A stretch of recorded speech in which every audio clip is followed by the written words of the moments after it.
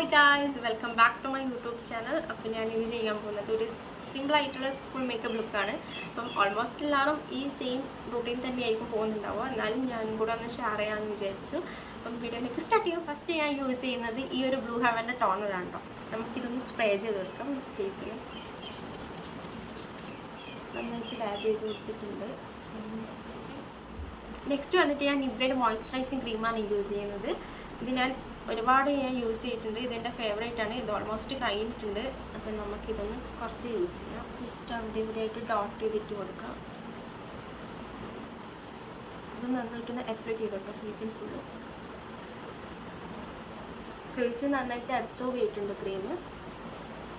ഞാൻ VLCCൻ്റെ സൺസ്ക്രീൻ ജെല്ലാണ് യൂസ് ചെയ്യുന്നത്. SPF 30PA+++ ഉണ്ട്. അതുമാത്രമല്ല ഇത് ഓൾ സ്കിൻ ടൈപ്സിന് യൂസ് ചെയ്യാൻ പറ്റിയ ഒരു സൺസ്ക്രീനാണ്.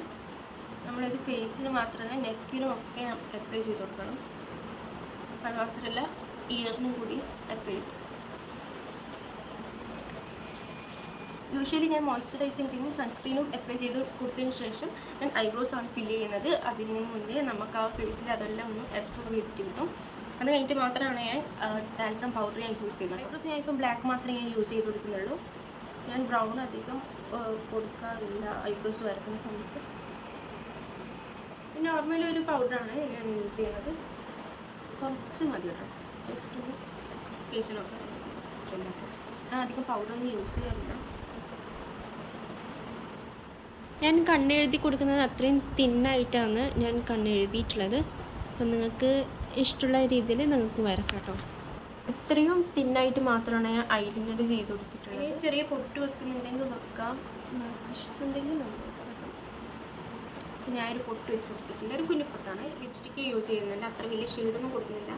ലൈറ്റായിട്ടൊരു ഷെയ്ഡ് കൊടുത്തിട്ടാണ് ചെയ്യുന്നത്. ഇട്ട് കഴിഞ്ഞാൽ ടീച്ചേഴ്സ് ഞാൻ തിരിയാൻ പാടില്ല.